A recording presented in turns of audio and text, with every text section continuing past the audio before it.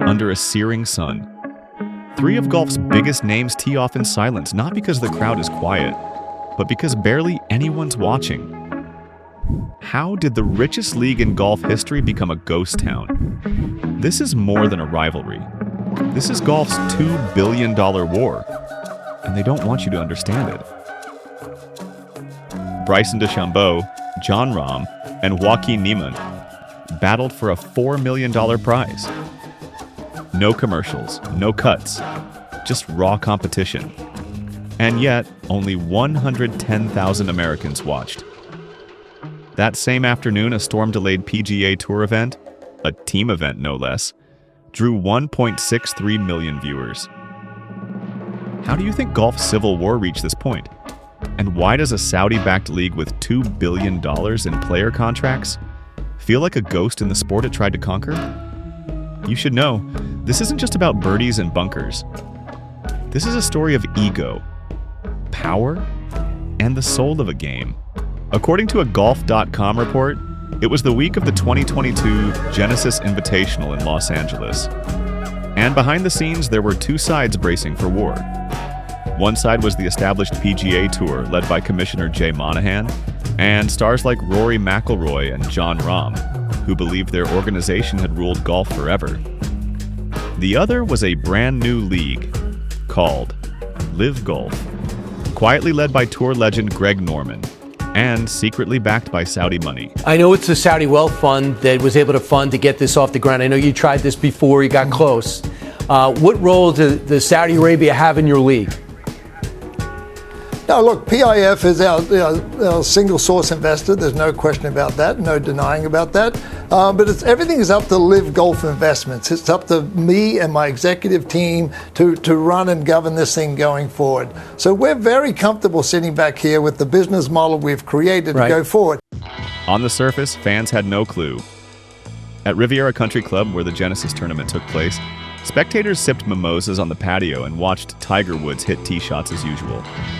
Golf fans like you and me had no idea. That our quiet morning was the calm before a storm. Inside meeting rooms and lounges, though, journalists whispered about secret meetings and huge offers. The famous trophy glinted in the sun, but off course a showdown was brewing. Early hints of a split had already emerged. In February 2022, Phil Mickelson told Golf Digest that he believed the PGA Tour was unfair in its money distribution, blaming its obnoxious greed for opening the door to a new league. Soon after, in March 2022, LIV Golf officially announced its schedule. An 8-event 2022 season with $225 million in prize money. Golfers learned they could earn more in 1 week on LIV than in an entire year on the PGA Tour. On May 10, 2022, Greg Norman confirmed the sums. LIV had secured $2 billion from the Saudis to launch the tour. It was a mind-blowing amount.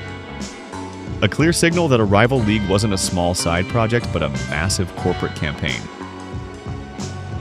By late May 2022, the first big names began defecting. News broke that Dustin Johnson, a recent major champion, would be the marquee player for LIV's first event in London, a deal worth about $125 million. Then, Phil Mickelson announced he was signing a multi-year contract reportedly worth $200 million. Golfers were suddenly getting paid like movie stars. In the following weeks, dozens of star players announced LIV contracts. Sergio Garcia, Ian Poulter, Martin Kaymer, Patrick Reed, Brooks Koepka, Bryson DeChambeau, and more. Even by the end of 2022, the big names kept coming. Masters champion Jon Rahm signed on for a jaw-dropping $300 million in December. Even 25-year-old amateur James Piot scored $6 million. Overnight, LIV Golf became the biggest threat in sports history. Their ambitions weren't clear, but their brand campaign said a lot. Long live golf! And the PGA Tour declared war. The scale of spending was astonishing. LIV Golf own former executive revealed that the Saudis poured roughly $784 million into the league in 2022 alone. Yeah, of course there's a total difference. I mean, the PIF, who was our sole investor, right, they've invested a lot with direct and indirect investments into the United States. Not counting the enormous signing bonuses. In other words, Saudi Arabia was burning through hundreds of millions on this experiment. The league generated almost no revenue that first season, meaning it was completely financed by outside money. It was a gigantic bet on buying a golf tour. The golfers who play for LIV get their millions and hundreds of millions of dollars from Saudi Arabia's public investment fund. That fund is controlled by the Saudi Crown Prince, Mohammed bin Salman. In fact, those figures dwarfed what golfers were used to. The first LIV event paid out millions, even to losers. For example, the winner of LIV's first tournament, Charles Schwartzel, pocketed about $4.75 million from that single event. More than many PGA players earn at an entire tournament. The deals were tempting, but not everyone was only after money. LIV promised a new style of golf. 54 holes instead of 72. Right. While we play under most set of rules, the one key difference is 72 holes. Right. The only sport that I see that's a little bit different to where they play pretty much the same, and then the Grand Slams are different, is tennis. But even within then, every tournament or every championship is the same set of rules. Right. So that's one of the main reasons why I believe it could help us. But at the end of the day, LIV is a business. If it doesn't fit the product, it doesn't fit the product. I'm just a player, right? There's a lot of people that are a lot smarter than me that can figure it out and explain why they believe 54 holes may be better for them. No cuts, so every golfer played all days, and a party-like atmosphere with music and evening play. For players tired of the grind, that sounded appealing. Bubba Watson said he took a $566 million deal because he saw LIV as fun, energetic, and new, and believed this is the way to grow the game. LIV officials even bragged that 30% of their live fans had never seen a golf event before, suggesting a whole new audience. Well done, man. Good job. That was fun. Yet not everyone in golf was excited. I love golf. I do. I play it. I love the PGA Tour. I love the Masters. Love the Opens. Love all of that stuff. I don't have to love this crap. At that same Genesis tournament, Rory McIlroy, John Rahm, and Colin Morikawa publicly pledged loyalty to the PGA Tour and criticized the Saudi backing. My opinion is they shouldn't be here. They've been paid a lot of money to go play on a different tour that is trying to buy the professional game in golf. The players who have chosen to go to LIV to play there, I disagree with it. I think that what they've done is they've turned their back on what has allowed them to get to this position. The Saudis are hell-bent on spending money in golf. Like, let's try to get it spent in a way that benefits the wider ecosystem. Some veterans also admitted they were intrigued. Adam Scott said LIV's relaxed schedule looked very appealing, and Lee Westwood quietly confirmed he'd signed a secret NDA with LIV. You know, having fun again and something different. Every time they're trying to do it better and better and better, so I'm hoping this goes a long way and keep improving. At the end of the day, I think everybody is benefiting from LIV Golf, directly or indirectly. And I mean, the haters are going to say whatever they want, but at the end of the day, it's making golf more interesting. It's making golf and the golfers richer, and there's nothing wrong with a little bit of competition. The scene was mixed, excitement and suspicion swirling together on the fairways. The core of the controversy was where the money came from. Saudi Arabia's government has been linked to the 9/11 attacks and responsible for the murder of journalist Jamal Khashoggi of News. Giving them a front row seat in world golf triggered fierce backlash. Critics labeled LIV a classic sports washing case, a way to use entertaining sports stories to push down news of human rights abuses. As one expert put it, big governments use sports-related content to alter the information that reaches their target audiences. Saudi Arabia can use the media cycle of good sports stories to push out all those negative stories. In short, many saw the Saudis Golf League as an attempt to polish a tarnished image with positive headlines. Emotions ran high. Families of 9/11 victims were outraged. Coming together to speak out. This event is nothing more than a group of very talented athletes who appear to have turned their backs on the crime of murder. I want to ask everyone to consider, who is considering to take this money, is what if it was your family? What if it was your loved one? Terry Strada, whose husband died on September 11th, publicly called the players traitors in letters to them. She accused them of endorsing the regime she blamed for the attack on her husband.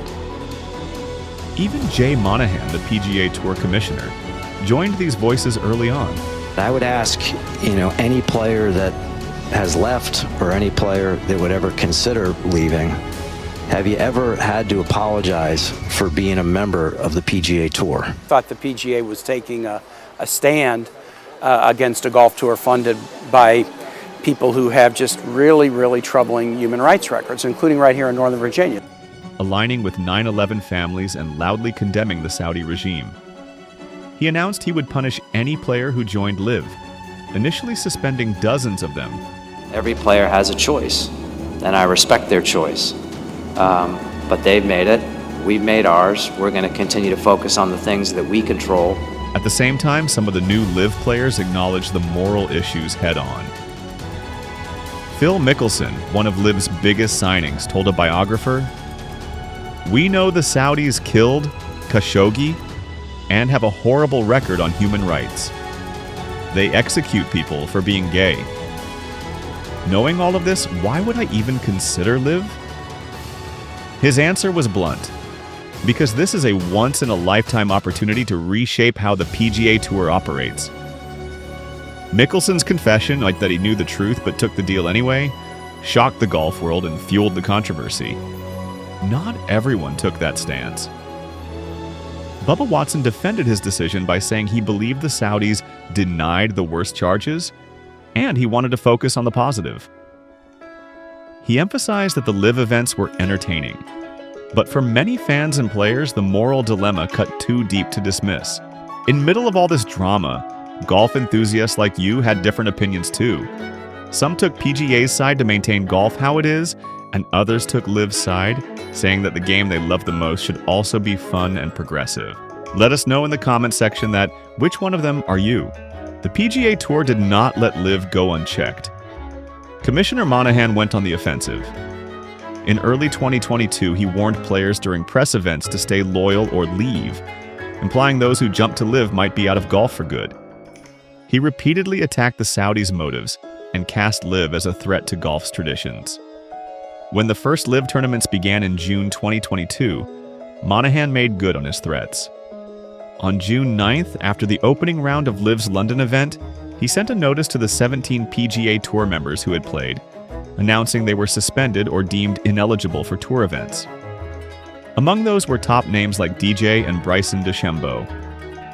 LIV responded by calling the suspensions vindictive and appealed some of them, but the message was clear. Players had to choose a side. The conflict went legal soon after. By August 2022, it was a courtroom battle.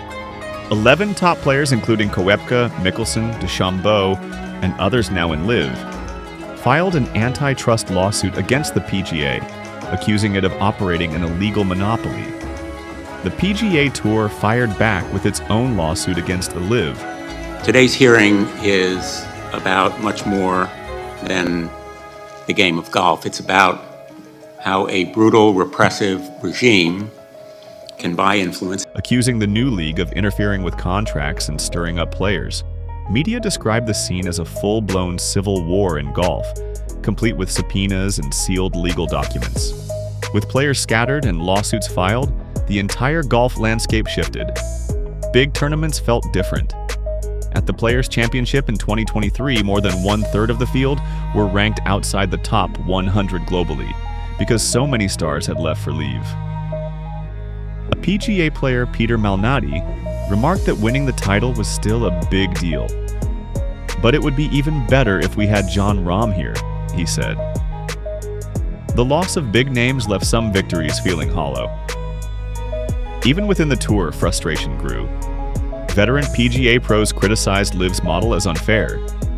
Lucas Glover, for example, called it a money grab and selfish, because only a handful of players got to compete for the huge purses. Victor Hovland pointed out that the smaller LIV fields meant many players never had a chance at those prizes. Fans noticed too. TV ratings began to slip. ESPN reported that TV viewership for certain big tournaments dropped sharply. The final round of the Arnold Palmer Invitational in 2024 was down about 30% compared to the year before. It seemed people were paying attention. The excitement of star players at LIV events came at the cost of fans watching PGA tournaments. Pressure was building for a resolution. In late 2022, the PGA Tour itself took on investors. A consortium called Strategic Sports Group poured $1.5 billion into the tour, paving the way for a more corporate structure. Bringing Strategic Sports Group on board was a truly pivotal moment in launching the PGA Tour into the future. SSG brings not just capital, but a mindset and expertise that support all of our growth ambitions. Together, you've heard me say this before, they have more than 200 years of ownership experience across global sport. This includes driving significant innovation at major sports leagues around the world. We could have simply chosen investors. In SSG, we've got true partners and true advisors. And with the launch of PGA Tour Enterprises, many of our players are now equity holders, and they have a strong voice in our future. Our player equity program brings us closer together with our players with stronger shared interests. It was a hint that the PGA needed deep pockets to compete. Rumors swirled that without a peace deal, more players might defect and weaken the tour further. In mid-2023, a surprising announcement shook the world. The PGA Tour, the European Tour, and the Saudi PIF revealed a framework agreement to unite under one umbrella. It sounded like peace after the war. On the one hand, commissioners publicly shook hands with the Saudi fund and said golf was coming together. I think today is it's a historical day for the PGA Tour and the game of golf. And it's a historical day for the PIF and the DP World Tour. And you're right, there's been a lot of tension in our sport over the last couple of years. But what we're talking about today is coming together to unify the game of golf and to do so under one umbrella. And David, the way that we're doing that is we're creating a for-profit LLC that the PIF is going to invest in alongside the DP World Tour. And together, we're going to move forward and we're going to take efforts to grow and expand this great game and to take it to new heights. And so what's happened today, and to your earlier question, is we've recognized that together we can have a far greater impact on this game than we can working apart.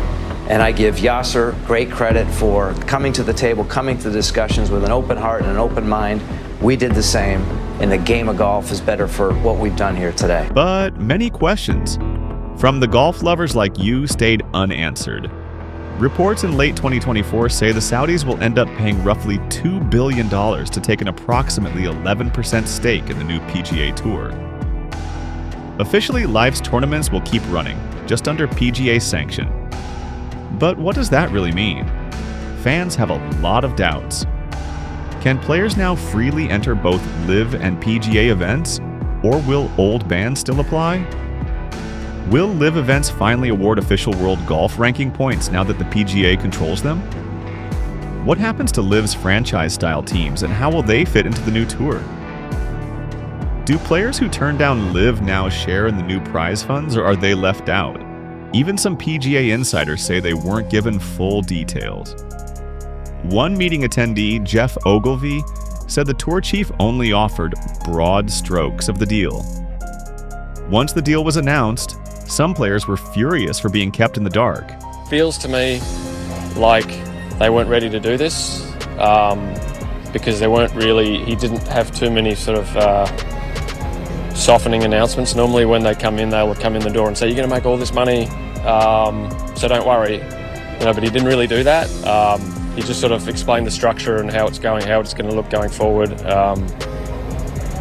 Didn't really talk specifics. It was a tough meeting for both sides of things, I guess, for Jay and all the players, because nobody really knows what this is going to look like in the end. And I guess one of the feelings is it's going to be the players here just want the loyal players rewarded, and not almost punished for staying. When Jay was saying, he was quoted as saying, none of these players will ever come back and play on the PGA Tour. It sort of feels like there may be an avenue back now. But it didn't really sound like there was an easy avenue back. But again, there was no specifics. Talked about they were all going to be subject to the same rules and regulations that have always been there on the tour. And as I said, we didn't learn that much apart from the fact that there's going to be an alliance and the business structure is going to change. And we had a chat. Took me through the news, took me through the deal, the structure of the deal, what it meant for us, what it meant for the DP World Tour. I learned about it pretty much at the same time everyone else did. It was a surprise. Another big question is the world rankings. The official World Golf Ranking Board actually denied LIV any ranking points in 2023, calling LIV's 54-player team format a closed shop. LIV applied again after the merger news, but it's unclear if they'll get points. In the meantime, the majors made their own fixes. For 2024, both the US Open and the Open Championship added special categories to include top LIV players. The Masters and the PGA Championship said they'd invite LIV stars at their discretion. If OWGR doesn't approve LIV, that ad hoc system may have to continue. Right now, fans like you and players are left guessing. Not surprisingly, opinions on all this are divided. Some see it as just business. They note that once the dust settles, the big tournaments still happen, and millions of fans still watch golf. They argue calling it a war might be exaggerated. After all, a framework agreement was indeed signed in June 2023. Supporters of this view say maybe it's better to have all parties at one table. They point out the Saudis even got the chance to earn profits, and 2 seats on the tour's board, which makes sense if you're a wealthy investor. In fact, Commissioner Monahan later told the New York Times that, tough as it was, he firmly believed it was the right decision for the game. However, the other side sees fewer positives. Many insiders felt the game was turned upside down without warning. Veteran journalist Mark Schlabach reported that Monahan and Saudi PYF boss Yasir Al-Rumayyan met secretly in London, Venice, and San Francisco to negotiate terms. And on Memorial Day 2023, they shook hands on a deal without telling most players. Observers like you found it odd that so much happened in private. Jeff Ogilvy said he and others only got the broad outline after the fact. Legal experts also remained skeptical. In fact, the U.S. Department of Justice was reportedly already examining the PGA Tour's practices for possible antitrust issues. We pursued a peace that would not only end the divisive litigation battles, but would also maintain the PGA Tour's structure, mission, and long-standing support for charity. One antitrust lawyer noted that the whole point of the merger seemed to be eliminating competition, which is exactly what you'd expect from a monopoly deal. Rory McIlroy, who had railed against LIV, said after the announcement that he felt like a sacrificial lamb. People that left the PGA Tour irreparably harmed this tour, started litigation against it. We can't just welcome them back in. That's not going to happen. I still hate LIV. I hate LIV. I hope it goes away. I've dedicated my entire life to being at golf's highest level. I'm not about to stop playing golf because the entity that I play for has joined forces with the Saudi government. Angry that the decision was made without input from many players. Terry Strada and other 9/11 families said they felt betrayed. It's a gut punch to wake up and read the headlines today that the PGA has turned its back on the 9/11 community. We have evidence that the kingdom has played a very strong role in murdering our loved ones on September 11th. We are not ever going to stop fighting and pursuing justice. When you partner with a country that stands in stark opposition to American ideals and often ranks amongst one of the worst human rights abusers in the world, you aren't just playing golf, you're taking a political stance. Accusing the tour leadership of using their initial criticism as leverage, then ignoring their concerns. Even Monahan admitted he understood those feelings and that the situation was full of moral contradictions. In short, some experts warn this unity might be fragile. They ask, is the PGA Tour's soul the same when part of it is run by a sovereign wealth fund? Or is golf just evolving with the times? The questions arises for the people who truly matter. The viewers of the game like you, what is your opinion on it? So after all that, what's the real story? We have dozens of reports from golf.com, ESPN, ABC News, and others. We know there were billions of dollars, big contracts, legal battles, and angry players. But most of those reports also admit there may be more behind closed doors. This saga is about money, power, and influence cloaked in the game of golf. It has changed everything from how tours are run to who gets to play. Some say it will make golf more lucrative and global. Others worry it's eroded the integrity of the sport. In the end, this war has no winners, only survivors. The PGA Tour fights for its history. LIV Golf fights for its future. And the players? They're pawns in a game where money talks louder than majors. As James Piot told Golf Digest after his PGA return, it's the coolest thing in the world just to play. Maybe that's the lesson. Golf existed before LIV. It'll exist after. But for now, the fairways are split. The fans are divided. And if you're a fan of golf, you're right in the middle of it, whether you like it or not. The only thing that is certain is uncertainty. Long live golf or long live golf? You tell me. For now, ordinary fans and even many players only have pieces of the story. If anything, this episode shows that the biggest sports dramas can unfold where cameras aren't rolling.